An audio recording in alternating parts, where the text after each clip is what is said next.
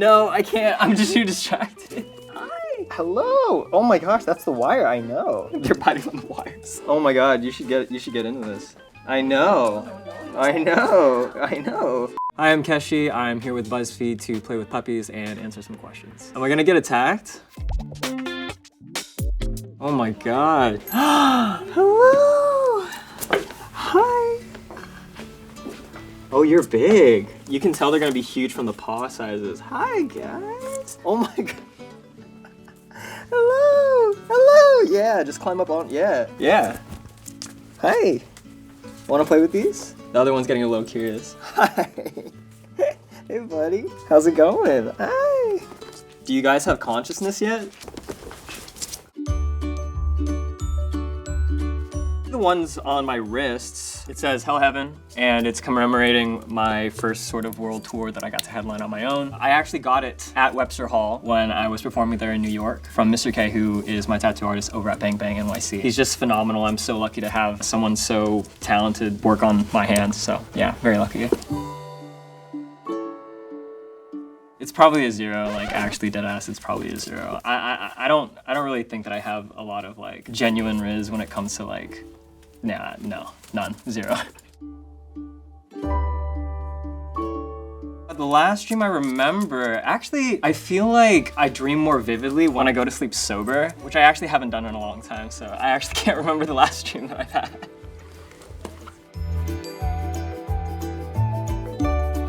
I am a Scorpio, and I don't really buy, oh my god. Do they eat all the snacks? Hi, y'all are playing. Oh no. I am a Scorpio. I would say that I think it's pretty accurate, but I don't really buy into zodiac signs. From what I kind of understand, and from what my friends and family tell me, they say I'm a pretty accurate Scorpio. Honestly, I do get a lot of love from artists abroad, particularly musicians from Korea. So there was a time back in like, I think 2018 or 2017, RM from BTS had retweeted one of the earlier songs that I'd made out. That was a big surprise for me. I was driving and, oh my god. Hi! They're so clumsy, I can't. He had retweeted one of my songs and I was getting bombarded with texts and calls from friends and family alike saying like this had happened and I had no idea what was going on. All I knew is that I had hundreds of notifications out of nowhere. Thank you for listening all that time ago, RM. Would you ever want to collab? I mean, absolutely. If the stars align. They're aggressive. No, don't bully her. Don't. Being mean to anyone who's in the service industry. I think it resonates with me particularly because I did work in nursing. So when you're dealing with people in that sort of capacity, like I kind of know what it feels like to be berated or like blamed for things that like aren't necessarily your fault. I mean, in a hospital setting, like it's just an unfortunate situation like all around, but we're trying to help. I think everyone's genuinely trying to help, so yeah. It's kind of cliche, but I guess like Texas barbecue, especially over in Austin, there are a couple of places that I used to go to a lot. There's a place called Salt Lake that I really liked when I was in college over there. It's been a while since I've had good barbecue though. Oh, hello. Oh my gosh, that's the wire. I know. You're biting on the wires. Oh my god, you should get into this. I know.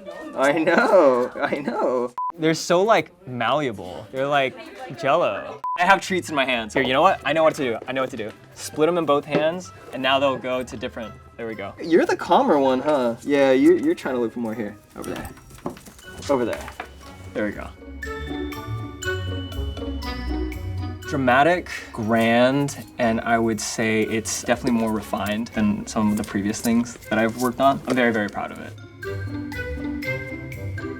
Oh my god. Actually, this is such a funny question because I feel like every time I write music, the ones where I'm like, this is gonna be the one, this is gonna be the one that's gonna get everyone excited, is never the one that does well. And then the song where I'm just like, yeah, this one's just on there for like whatever, that's the one that does well. I've got a song called XOXOSOS that I really, really love. And it's not like the craziest song in the world, but I feel like it captures like the tone of what I wanted really, really well. Yeah, I love that one.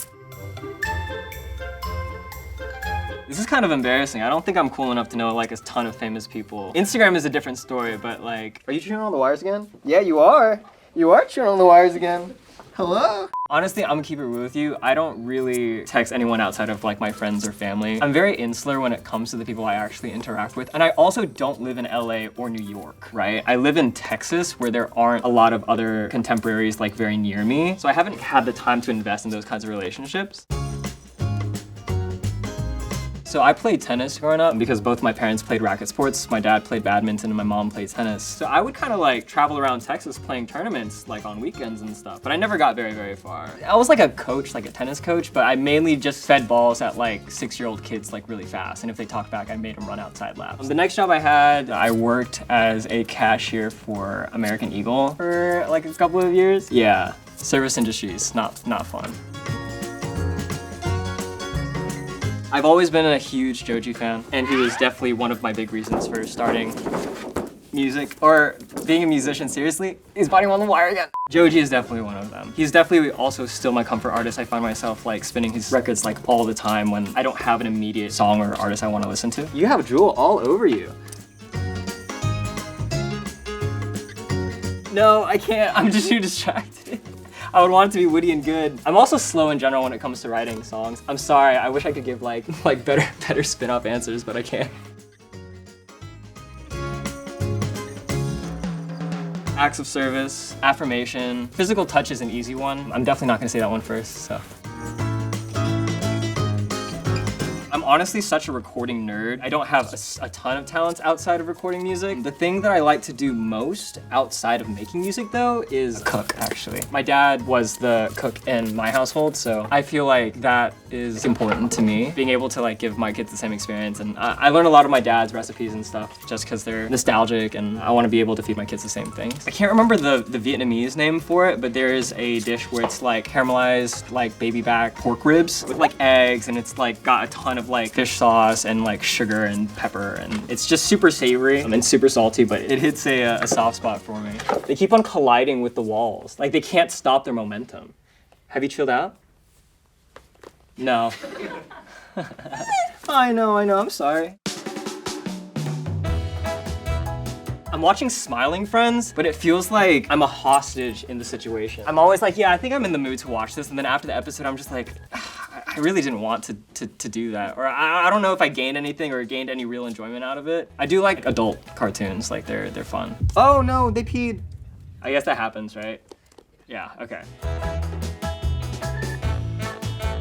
I'm listening to a song called Perfume by The Dare. I saw the video for it recently, it's just iconic, so I'm in love, I'm obsessed.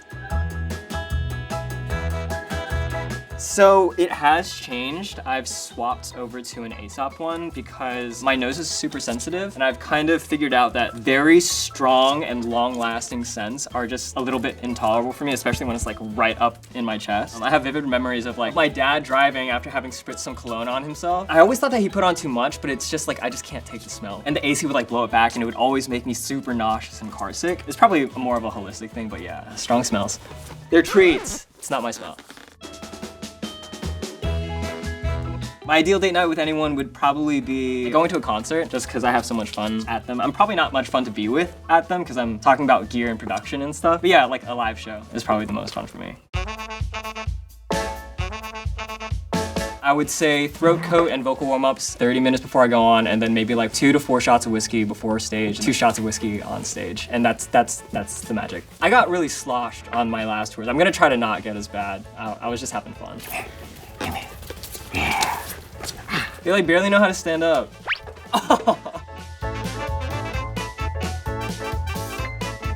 I get caught every time I go to the airport, every time I'm leaving Houston or like coming back into Houston, but it's always like a really great interaction. I'm a little awkward, but they're always really, really great, and I cherish each and every one of them. I'm always so grateful. I like feel the love, it's really great.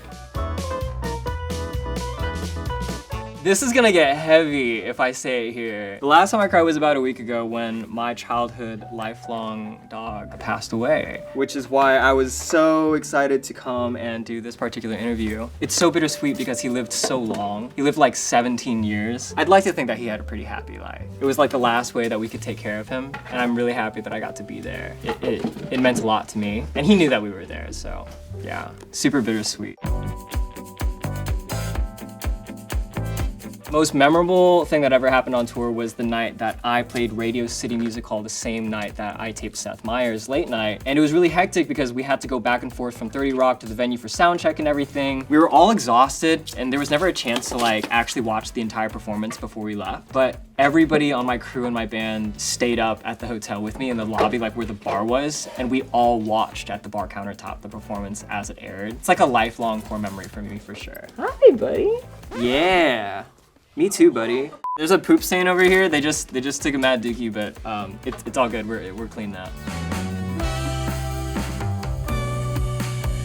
I know a lot of people are hating on skinny jeans right now recently, but I feel like fashion always just goes in cycles. I like playing with different silhouettes all the time, so like I really don't mind anything anyone like really wants to wear. Honestly, whatever makes you feel comfortable.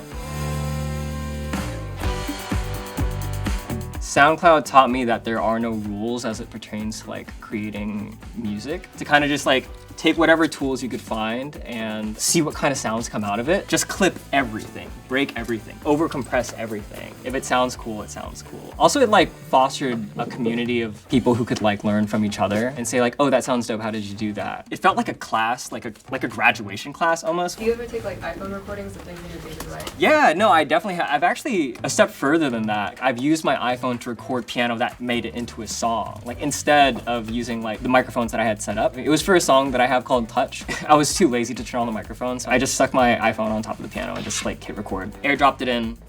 It worked. You wanna hang? Are you chilled out?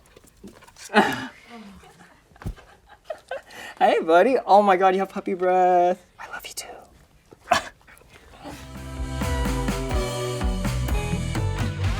Such a great question.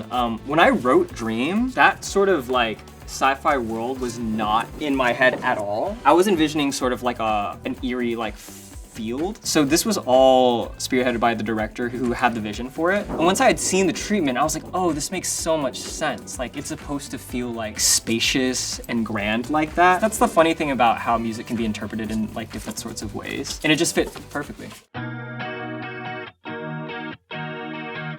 I did grow up playing a ton of video games. There's a company called From Software. The genre is called Souls games. I've played them all. I beat them all, and that was a lot of fun. And those are kind of tricky to like play on the road. I play some PC shooters like Counter-Strike and Valorant like when I'm home and I have the time. Yeah, on the road, very, very hard. But the funny thing about it is that my friends like do not give a that I'm a musician. The only thing they care about is whether I can click on heads or not. And if I can't do that, then I'm like at the bottom of the totem pole. That's like the sad truth, but it's cool because like it means that I know that they genuinely just like care about that and like that's it. Wanna play?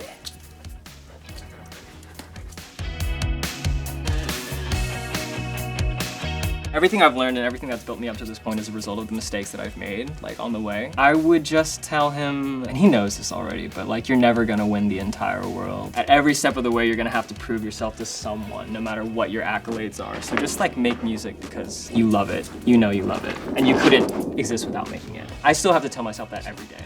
All good? Yeah. Oh, today was so much fun. It was chicken soup for my heart. Truly. Y'all were the best. Y'all are a little crazy, but y'all are the best. Like, they're like tuckered out now. That one over there is just chilling. Now they want to play with the tennis ball. Ooh, hello. Can I hold you like this?